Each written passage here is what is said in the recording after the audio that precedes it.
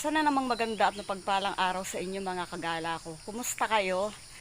Ayan, ako ito, maagang-maaga ako gumising, kakatapos ko lang ulit unti-unti maggamas ng ating paligid ng bahay saka ng aming mga gulayan. Habang nagpapahinga, kakatapos ko lang magkape. Ayan. Hindi na ako nag-video kanina habang nagagamas. Nung isang araw pa naman ako nagagamas talaga kasi pagkakagamas naman talaga ng kaunti, talagang ang iba niyan halos hindi ka rin talaga natatapos. Kasi pagkakatapos ng ibang ginamasan mo, unti-unti yung mga natapos na, sisibulan naman yung mga damo, babalik ka na naman dun sa una mong ginawa habang kakatatapos lang ng iba. Kaya talagang everyday routine ko na to mga kagala. Ipapasilip ko na lang sa inyo yung mga inilipat namin ni Dina pechay. Noong mga nakaraan, di ba, puro mustasa tayo kasi yung ibininhi namin nung kailan lang, akala namin laho ka na yun, akala namin yung isa pechay na yun, yung pala mustasa pa rin, kaya mas maraming kaming mustasa nung nakaraan. O ayan, ngayon naglipat na ulit kami ng aming mga pechay kasi totoong pechay na talaga to. Yan, ayan siya. Pagka isang araw, yan naman yung hihintayin nating lumaki para maisama sa ating pagluluto. Ito yung isa. Ayan. Hindi na namin talaga nididinamihin yung pagpupunla, sakto lang para naman hindi masayang, para yung ibang mauubos sa susunod may ipupunla ulit tayo. Tapos ito yung aming pipino na noong mga nakarang araw pinakita ko sa inyong bumubulaklak na, ngayon utay-utay nang lumalabas yung kanya magiging bunga. Pasilip-silip lang tayo mga kagala. Ayan, may mga ganyan-ganyan na siya Yan yung pipino namin. Ayan, sana tuloy-tuloy. Ayan siya. Tapos ito. Yan. Ito. Ito. Yan may sumusulpot kunti pa lang. Pero talagang palatandaan namang magiging bunga talaga siya. Ayun mayroon pa sa mga baba mga pinagbubulaklakan niya. Ito dito, ayan meron siya Yan. Yan alam naman nating magiging bunga yan Nakakatuwa lang kasi 'di ba? Ngayon araw-araw mo lang kahit paano may nakukuha kang unti-unti lang. Yung aming mga sitaw, ganun din. Halos araw-araw kami may sitaw, araw-araw may okra, may patola. At yung kalabasa namin hinihintay pa ulit natin. Malay mo naman isang araw malaki na rin siya. Isang araw makikita nyo nilang naiisama ko na siya sa paggugulay dito sa ating kantang gulay ng bahay kubo na hindi pa kumpleto. Ayan, meron pa kami mga kagalang mga seeds ng upong bilog. Hindi ko pa naiitanim kasi nga busy pa ako sa paggagamas ito araw-araw. Gusto ko kasi talaga siyang matapos gamasan. Ayoko nung sobrang sukal at mahirap na baka mamaya ahasin tayo. Basta gusto ko lagi malinis. Kaya pagka isang araw ko itatanim yung mga binhi kong upong mga bilog, saka may singkamas pa kami, bigay nga ni Ate Marisa at ni Kuya Ray Alcantara. Hello po sa inyo. Kumusta kayo palagi? Thank you palagi. Ayan. Meron kami ditong nagkakailan na sana tong aming ililipat na yung nakamatis. Ayan. Kaya lang mga kagala, dahil nga may kalanggaman din dito sa lugar na pinagtaniman namin ng mga gulay. Bagay, hindi naman talaga mawawala yun. Ayan siya pag tumatagal, yung iba naming tanim nagiging ganyan.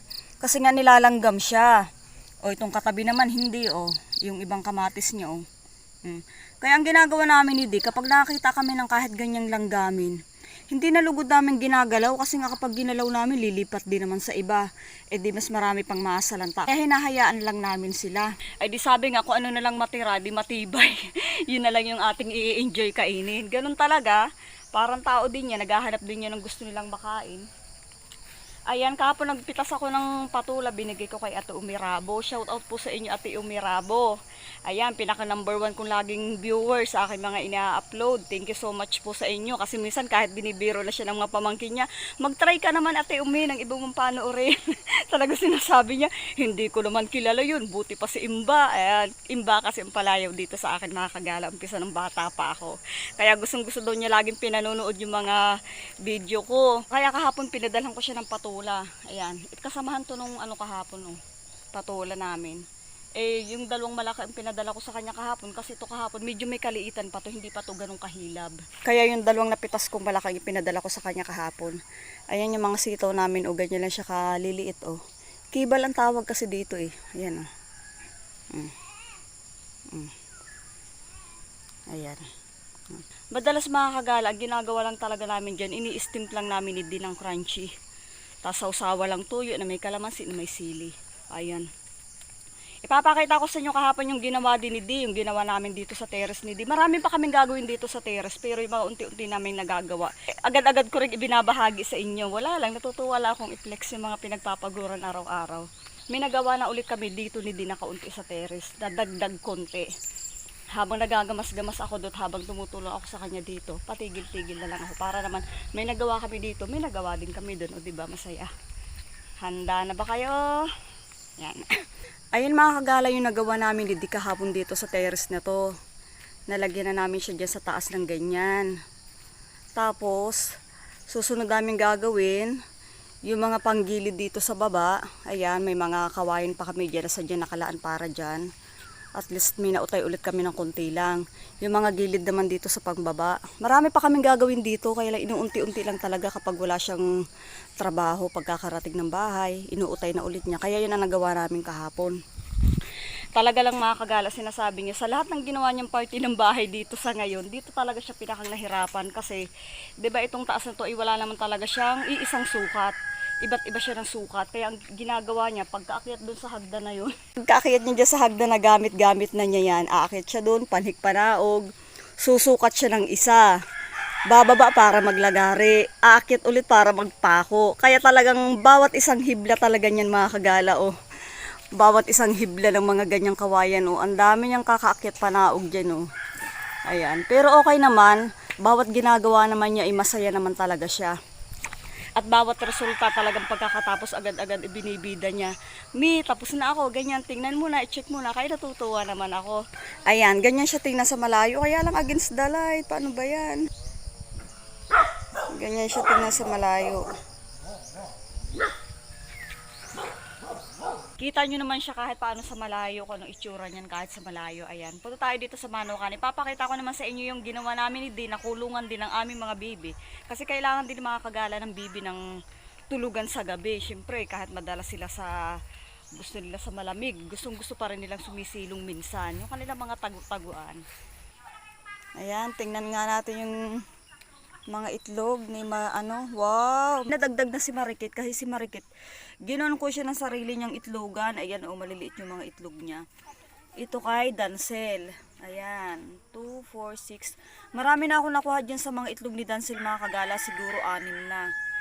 Ito si yan, si Mary, hinahanap ni Kuya. Hello, Velasco Pam. Si Kuya, hindi ko kasi tutaling alam ang pangalan niya eh. Kaya lagi ko na lang siyang binabati sa pangalang Velasco Pam. Ayan. Ayan si Mary po, yung naglilimlim na aming manok. Hinahanap kasi ng isang araw, akala niya dito lumilimlim. Bakit daw iwala? Ito sa taas siya.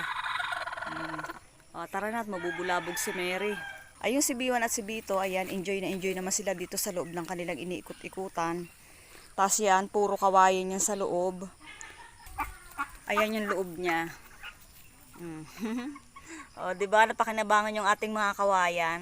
Ayan mga kagala, bago natin tapusin ang ating vlog para sa araw na ito, shoutout muna tayo at babati tayo sa mga pangunahan nating mga viewers at mga silent viewers. Ayan, kahit sa mga silent viewers ko, shoutout po sa inyong lahat. Maraming salamat po. Ayun, syempre unang-una hindi ko lagi kakalimutan talaga to kasi mahilig siya mag-comment, mahilig siyang manood, mahilig talaga active siya. Unang-una, shoutout sa Velasco Pam from Miami, Florida. Hello po palagi sa inyo at maraming salamat po palagi. Ingat po kayo palagi dyan. Shoutout kay Dakil Asi from San Juan, Batangas. Shoutout kay Kevin Puerte. Ayan, hello sa iyo Kevin. Ayan, silent viewers ko to si Kevin kasi lagi ko siya nakikita nagla-like siya. Kaya syempre binabati kita Kevin. Ingat ka lagi dyan sa trabaho mo at ang iyong pamilya. Ayan. Shoutout kay Valentina Portos Perez. Hello sa iyo. Shoutout kay Lovely Mercado. Shoutout kay Rachel Kumahig Antenor. Shoutout kay Elpidio Portos Valderrama. Shoutout kay Main Liza Argante.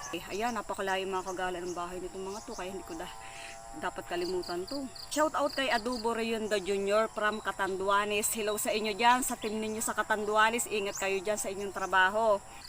Shoutout kay Maria Lai Natag from Tanawan, Batangas. Hello po sa iyo Ate Lai, maraming salamat po sa panonood. Ingat ka po dyan ngayon sa trabaho mo kung saan ka man naroroon ngayon.